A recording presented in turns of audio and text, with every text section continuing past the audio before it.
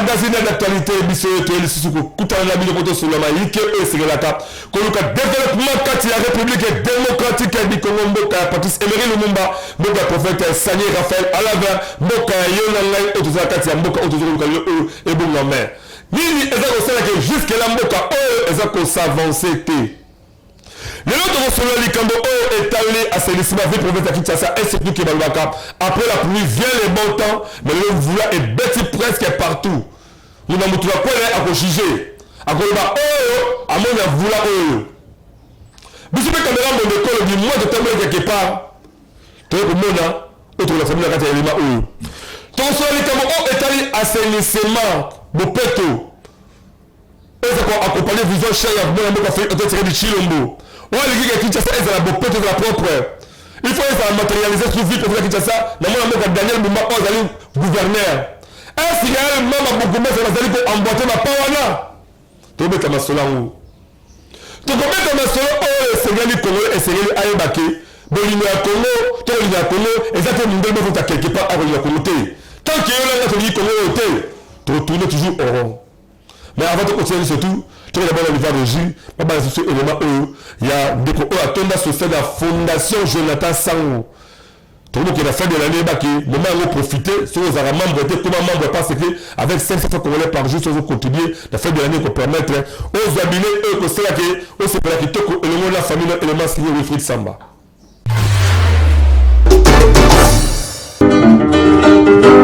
Ndeko ya Congo, papa, maman, élégué. Tango esi ebelemi yo moto oyo ozali kolala la pongi lamukapo omona misala kitoko fondation Jonathan Sangu azako sala à travers ba service na ebele oyo ezana kati ya fondation yeba ke na fondation Jonathan Sangu à travers FJS devise na 500 francs ya pamba par jour et kosala ke na suka mvula yona libota na mobimba bolia bomela pebo fete kitoko tala ba oyo ba pesaka confiance na fondation Jonathan Sangu ba fete kitoko vula oyo euti kosila nde biso ba mama to sepela ki to sadere na kati to komi ko pesa mbongo chaque jour nde moto na moto nde ya sepela ko pesa avantage nange ezali parce que na musala nanga ezo sala mo makambo ebele muta omona kake biloko eza mibale misatu na mesa biloko mukebo eme na sima nango makambo ebomba ma ya mwami réunion oyo ya fondation pona mona baninga nde bakotaki basali bazwi biloko ya ngai pe na bakinga pe fona meka na pe na kota yango na koti nde na moni ekende bien ebongo na cadre ba formation wana kutu lala na yo pongi ya babebe po ba formation eza ebele lokola make-up na misala ya ndenge na ndenge na oyo etali kozwa mosolo pona yo moto ya mombongo dibela ngai ke soki kaka okoti kuna nyonso ekozala. Je vous informe que soki yo telemite mususu azate biso nde to bana ya Congo yo nanga tokosala ke tozala bien.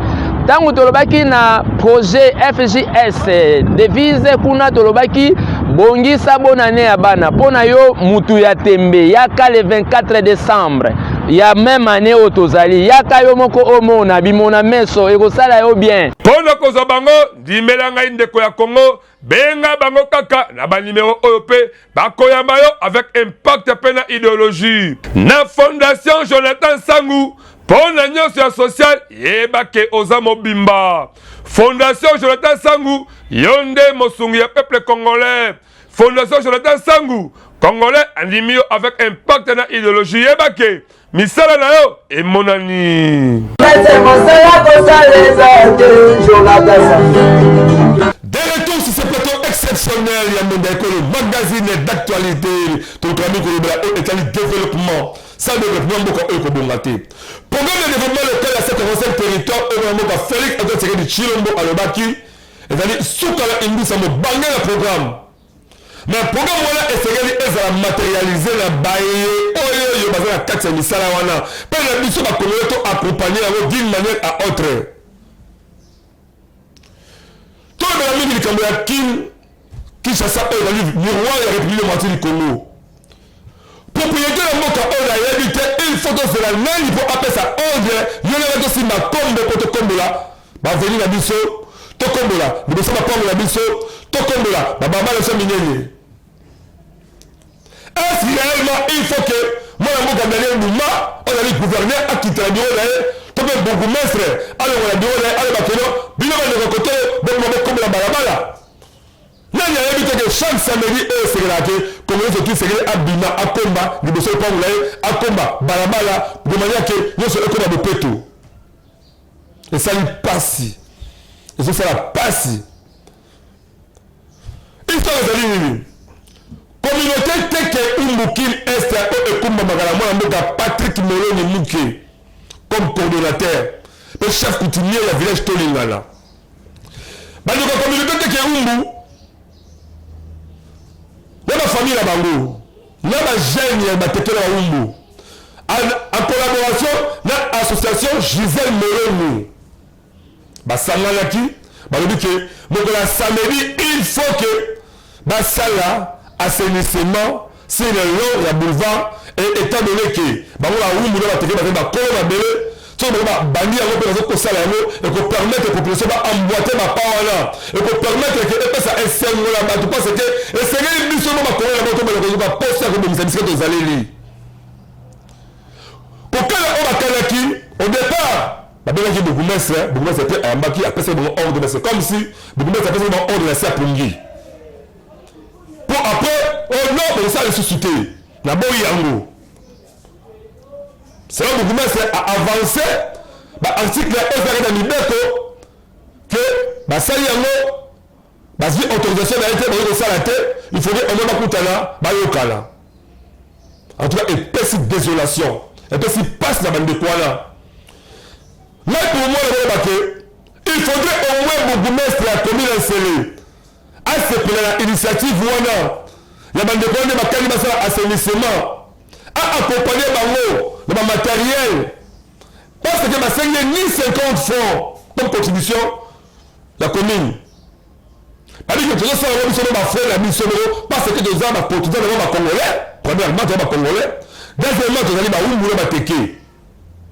Alors, la réalité sur le mibeko oyo elobi ke bakutimie bango osala sala noté oui soki ezali peut-être na bateli na bango mais tant que basaleli bagene babiki tosala assainissement oyo nayebi ke même bamama tolenga basalela babiki alelo toyokani tokokomba babala babimaka bakosala même bateteka nguba bagene mo bakobola biske atele tosima kongo tosa mopeto basalaka yango député à vos ambassades babini tout ça bakosala bopeto mais oyo ke communauté na babiki tosala bopeto nini esali ke bourgmestre apekisa bango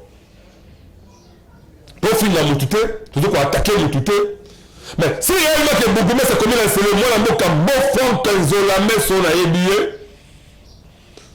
ke aza na baarticle ya mibeko ya l'état oyo epekisi ke moto okoki kosala assainissement te alakisa biso ademontre yango epesaki désolation ya bandeko wana baregrete makasi parce que bourgmestre andimaki avant mandimaki wana sa pungi et par après bourgmestre aboyi.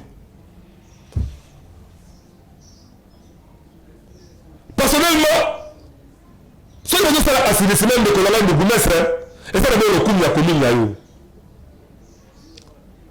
babaka la réussite ou l'échec ne dépend pas de l'individu mais c'est de nous tous.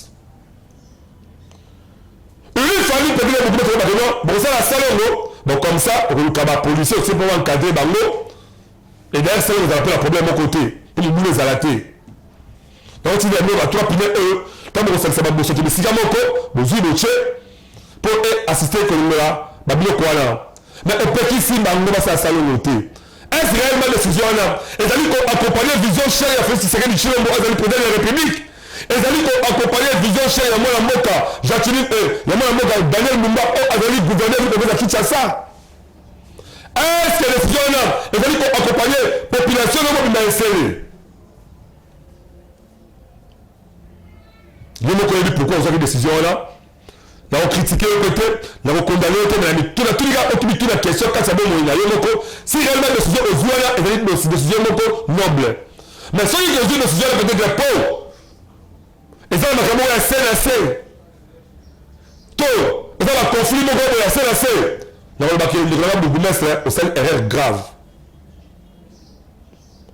Il ne faut pas que ce soit ma décision, il y a CNC. Au ministère du Colo pour frapper le bateau. Frapper en rapport la décision est qu'on recourir quelque part dans le à l'État. Pour ça, la Salongo, c'est juste qu'on accompagne une vision chère, il y a moi un mot qui a fait tiré du chilombo, il y a qu'on pète la bicyclette de Fandeli, qu'on pète la baconne de Fandeli, et surtout que la chaque continue, tant que combat est beaucoup plus significatif. Mais, tout ça, là, beaucoup de mestres, vous attendez, vous sur la communauté, voilà, vous pouvez éviter le conflit entre communautés. L'autorité municipale parce que ça la passe pour moi. Toi, le commandant de ce que vous vraiment se présenter les salutés en rapport à la décision au bourgmestre Bimisaki qui a interdit la salle en tout cas, on va se préparer à qui Moko, la lieu surtout, parce qu'il mobiliser déterminant sa salon. Vous l'avez bêti dans vos pelles sous, de quel on va t'aller à Baraki, donc vous l'avez qu'à. Toi, on va juste après si c'est passé la régie. Ezalaki prévu salongo ya unité salongo ya bosangani oyo communauté teke umbukini este elongo dans les amis de Gisèle Moloni bakalaki basala mokolo ya samedi le 19 octobre 2024 mais kokama ya pasi pe ya mawa 24 heures avant bazwi message oyo euti epa ya autorité municipale le numéro 1 ya commune ya Selo mwana mboka mofonka nzola meso apekisi bango bameka ata moke te kobima na nzela mpo na kosala salongo bandeko bakamwe bamituni eske réellement décision oyo bourgmestre azwi eza vraimen ya malamu mpo salongo oyo bakalaki basala ezali salongo ya kopetola komina na bango ya sele mpo ezala kitoko engenga mpo nyonso ekoma kitoko na elengi nango liboso ya kamera mona ekolo bino mokoboka ndenge nini babetisi mbonda biso tozali bilenge ya association AGM les amis de maman Gisèle Moloni tosanganaki na bandeko ya communauté teke umbu na mokolo ya lelo pona kosala salongo qui malheureusement ezali annulé na autorité municipale ya commune ya Nsele. Alors tozana sentiment ya regret du fait que activité o ezalaki dans le sens ya ko accompagner vision ya chef de l'État na autorité provinciale le gouverneur Bumba. Donc tozana sentiment ya regret et comme décision et outil na hiérarchie, nous pensons que dans les jours à venir tokolukato kutana naye poto landa procédure normale de sorte que activité na biso et salama. Sentiment est un sentiment à regret. Nous exprimer sentiment à regret parce que Batunde va traduire mal message au ezalaki adressé na bajen mais va traduire yango mal ezalaki domaine ya collaboration entre bureau et coordination au eza dirigé par le chef coutumier Patrick Munke Moloni yende a initié qui alors non voilà en tant que jeune il faut toi accompagner ba konzinabisho ya mboka notamment le président de la République le gouverneur de la ville na makambo oyo bazolobela etali salubrité biso moko nanu il faut to banda ko bongisa mboka na biso en tant que ba autochtone ya ville province ya Kinshasa pour que bat o ba royaka pe balanda exemple et pas na biso. Bon le message était passé, tout le monde a compris na ndenge na ye et ba traduire pe na ndenge na bango et puis et bendi ba makambo ebele côté frustration et puis et memi vraiment na ba makambo sous o ezaki dignité ya kobima. C'est comme ça qu'un bon jour tovani pe boye nous avons vu réaction et autorité municipale. Alors non, voilà, il n'était pas saisi alors que basolo laki et les cas qui nyonso masolo nyonso nazo beta et les qui na ba voix ya ba réseau. En tout cas, tu as dit que les caméras assainissement, la ronde et la copetola, donc à la mission est surtout que les alliés ont accompagné la vision chère. Il y a mon Félix a donné le Chilomo, Oyo et Segeli Ezala, matérialisé et pas les premiers citoyens. Il y avait pour les Kinshasa, mon Daniel Bumba, mais si réellement que ils ont ensuite Oyo et puis que si man de commencer à la Salomo, Toko Senga la Mougumesa comme il est solo, mon Sangana la bango boyoka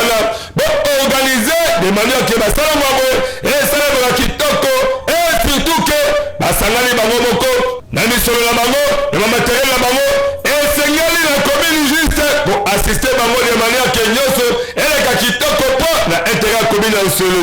Dossier oyo eza vraiment à suivre yango mpe biso tobetisi kaka mbonda.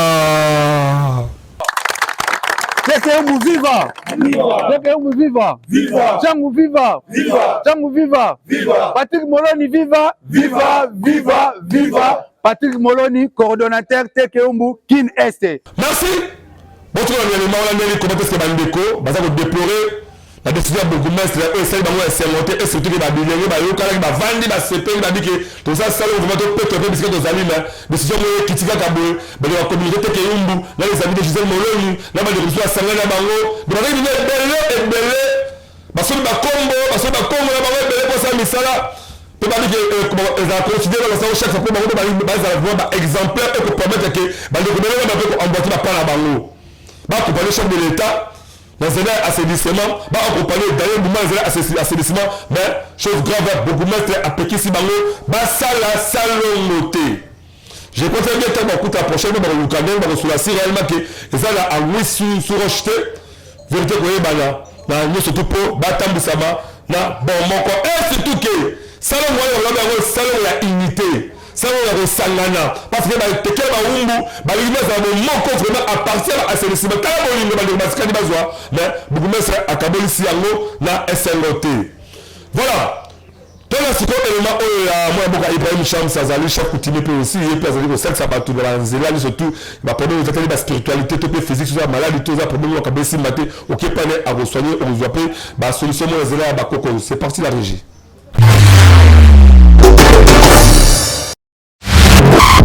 Mbote bankolo mbote kieno bankolo mbote biaka bankolo lobola baka mafunda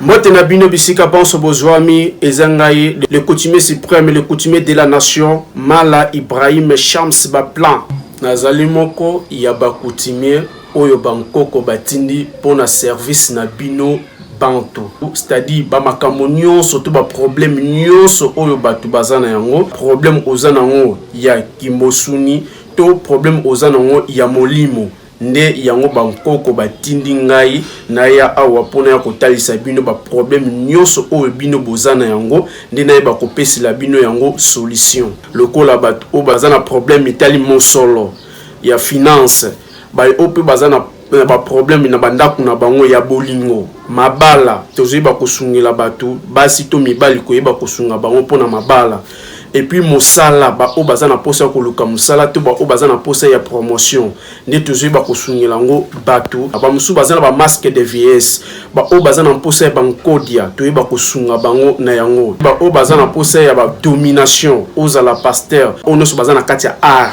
ba o basala ka art ko pesa bango succès ba koma na ba niveau o bango balingi tozali ko pesa solution na pouvoir ancestral quel que soit grandeur il y a problème to likambo oyo ozana yango soki o contacter biso bakoko bakopesa yo solution soki ozuli baku ya kolanda ngai o contacter nga na numero nyonso ezawana na barre d'écran et tant contacter nga okoyeba kozwa solution ya makambo oyo ozana yango ezalaki ya bino le coutumier Mala Ibrahim Shams autrement dit Baplan matondo na bino na ndenge bozui occasion ya kolanda ngai. Merci beaucoup mon mboka Ibrahim Shams. Si vous continuer et biso na après vous là après la pluie vient le beau temps.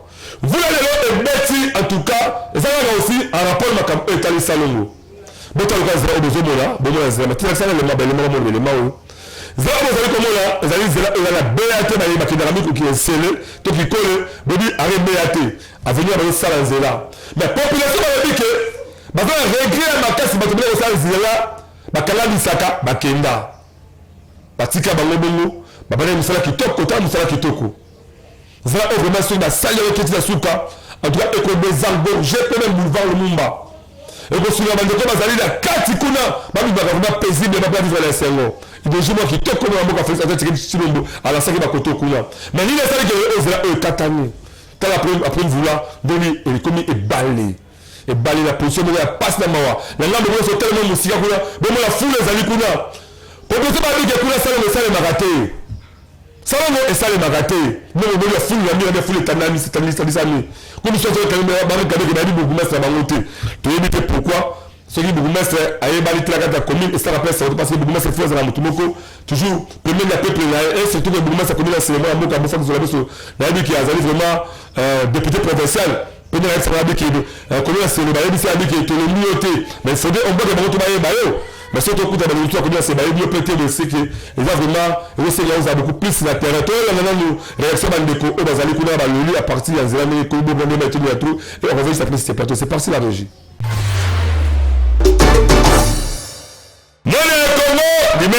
Après la pluie vient le beau temps, mais on a vu le province à Kinshasa, la commune monsieur sous topé, la quartier monsieur sous. Ceux qui ont tamoli, ont regretté après la pluie, et comme regardez, Milolo. Bon, t'as la lettre awa.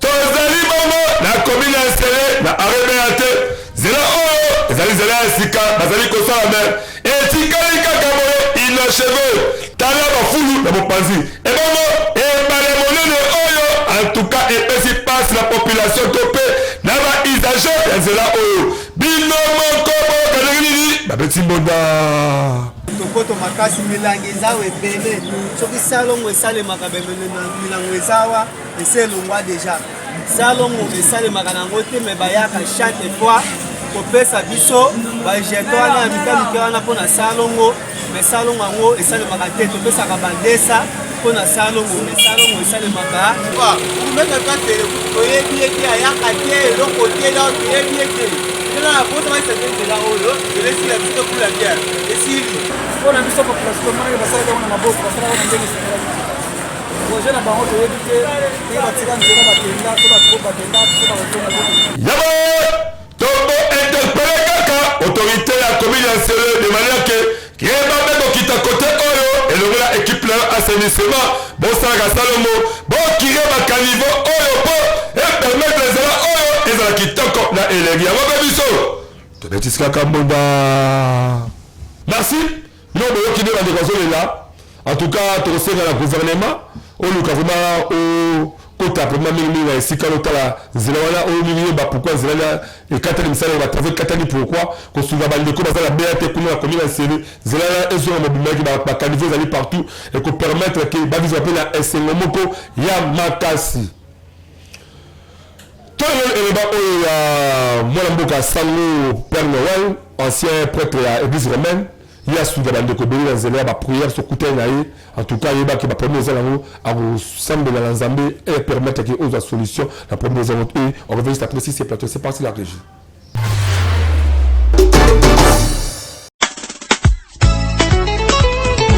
Mwana ya Congo oumeli na pasi ya maladi ya ndenge na ndenge ozwaka mosala te olingi ko perdre fonction na yo obotaka te libota na yo ekoti ba problème epai ya Père Noël ancien sango ya église catholique romaine oyo akenda sango pona ba solution pe ba guérison oyo eza kosalema après ba consultation pe suivi bongo tango ye moko Père Noël asalaki message na ye bondimela ngai naza serviteur Didier Père Noël Nzambe apesanga mayele pe connaissance ya kosilisa mabe nyonso oyo ezotungisa peuple na ye nayebi ke balimero na ngai ya mwana bozomona oyo nyonso aza na problème oyo nyonso aza na likambo ezotungisa ye akontakte nga na balimero bozomona wana epuis eloko na ye nayebisa bino soki bomoni nga na mibombi boye eza demande ya bato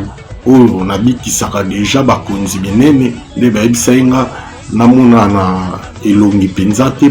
Tala Père Noël ancien sango ya église catholique romaine oyo akena sango pona mosala kitoko oyo eza komonana pe korépondre na attente ya population aza ko rassurer ba nyonso to bazana problème ya santé babwakela yo maladie ozana problème financier osimbaka lisusu mbongo te mombongo na yo évoluaka te oza joueur osignaka contrat na ba club ya minene te to pe oza député to cadre na entreprise songolo pakala babundisaka yo batiela yo poison olalaka lisusu pongi te mpo baproblème eleki yo. Benga Père Noël na numéro oyo eza affiché.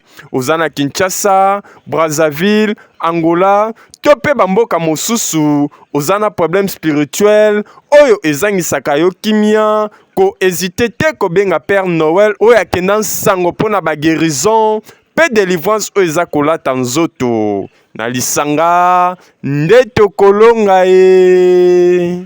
Très bien, merci beaucoup. Bon, on a un élément qui te présenter Bino en rapport aussi à auquel tu joues Salon Autobique. Il faut te dire la Congo. Quand tu es la Congo, tu as toujours un moteur de malade qui a reçu la boulamu. Si tu es la Congo, tu as un moteur de la Congo. Le autant de la partout, on constate même que le transport, bis serait la 500 fois et qu'on a 4 000, 3 000. Mais bah, cause, bah, Zaliwa, la zone mondiale, population de la, en tout cas, même si la population faut y aller, un moment quoi qu'il en soit, quoi qu'il en cause, tout le monde a l'habitude vraiment que au moins il y a 4 000, 3 000 fois, on met le quota. Nous sommes tout le monde rappelé, ton compte a pété. Tout le monde va signer le croyant. Attends 2 jours, 3 jours.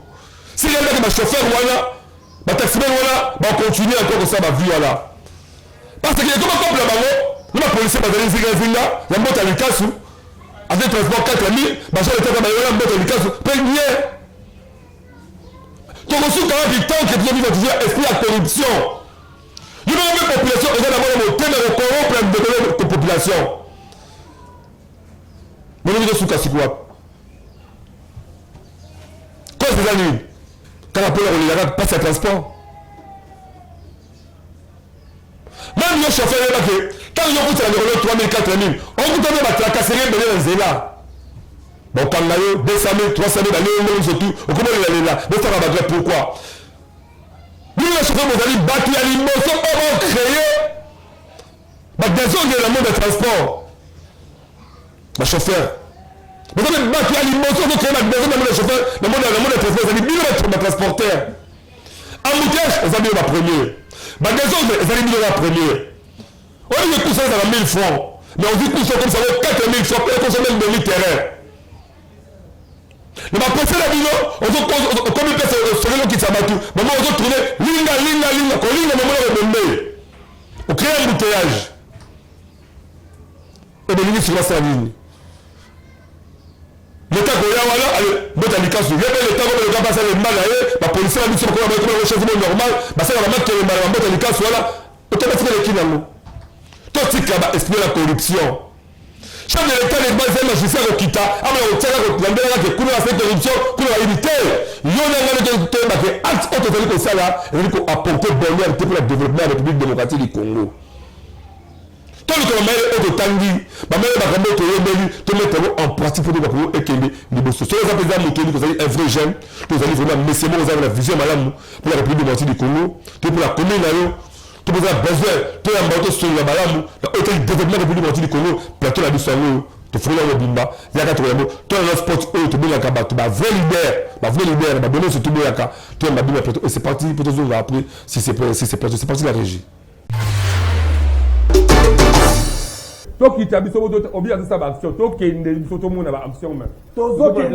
Congolais, Congolaises, yo mutu ozalaka na idée ya développement ya RD Congo, magazine bonda ya ekolo baleki ya Yezu, apesi bino opportunité ya koya exposer ba vision na bino pona bolamu ya ekolo mobimba. Botala bino moko, tomesana koyamba batu na plateau na biso, po mutu na mutu atalisa vision na ye, yo mutu oza na ba idée ya malamu olingi mboka ekende liboso, magazine bonda ya ekolo afongoleli bino ba porte yaka o contribuer na développement ya mboka RD Congo. Oyo ayebi ke aza vrai leader, sala lokola baninga yaka na plateau na biso parce que eza seule adresse oyo eyambaka ba leader ya makasi pe ya solo solo. To abordaka basi genio solo kola politique, économique, socio-culturel, religion, pena basije mosusu oyo ezo contribuer na développement ya mboka na biso. Vous pensez que bien sûr,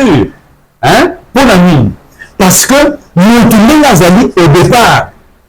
Azali n'a droit, hein, il y a principes fondamentaux. azali na droit ya ba droits fondamentaux en tant qu'être humain. Développement ils ont constaté ezali sommet ya pays. En plus ezali ba représentant ya Kwango. Oyo bandima, oyo bazwaka pouvoir, bazongi na ba village, bakeye ba pesi bango pouvoir bota na ndenge to soufa. Tangu na tali dégâts au moto ali salaki, nazaki obligé na landela moto ne kutaki wapi. Ndenge kaka bozali komona bango pe bazali balide oyo bandimi ko participer na développement ya ba quartier commune pour que mboka ekende liboso. Yango biso a na magazine Bonda Ekolo to bengi ba leader ya solo pe to beteli bango kambonda. Partout c'est quand la commune na bino numéro na biso zali yangwana yaka benga biso to koyamba yo to za tatu solo na bino. Merci beaucoup Bota Kolanda. To beli kama assainissement kin bopeto. Topé Kinshasa Ekobonga. Zénéralement presque moko. Kinshasa Ekobonga. Ce qui biso moko ba ko la Kinshasa de Kinshasa. Ce qui donne mini vraiment ça ba assainissement. Tout ça ba bo peut que to ali. Est-ce qu'il va vouloir ba ko mettre be? Et ça ko annoncer na be. Tout dans la confiance. Le gouvernement à 100% tant que nous sommes au nous, ma précaution, c'est la ligne. Tout est marqué. Ce qui, quand il faut au gouvernement sali, quand il faut au l'État sali, il y a un peu de la carte, il y a un boucher, c'est là, mais moi, écoulé les alités, c'est aux assurances confiance, c'est marqué. Quand vous voulez remettre, bon, comment inonder le Rosina, en tout cas, il y a au cause même ici qu'on est là. Parce que moi, je suis venu à la radio de Bissika Malamou. Même Eddie Yeri, Bissika Malamou. Beaucoup de familles, Bissika Malamou. Quand tu suis sur la voie de la commune de la communauté, avant de commencer la commune, la commune, la communauté, à Koya. À chaque fois, la commune, Kalatanga. Timo Zinda, le secrétaire qui m'a cassé nos alliés à la Guarante. Allez à Koya, à Zouira Sango. Il faut s'abonner massivement à la chaîne de Tino Monde École officielle P. Activité de l'élection, ma prix promotionnelle. La prochaine masse de la zone, là-bas, édition de Suya, c'est que je vous aime beaucoup plus. Bye.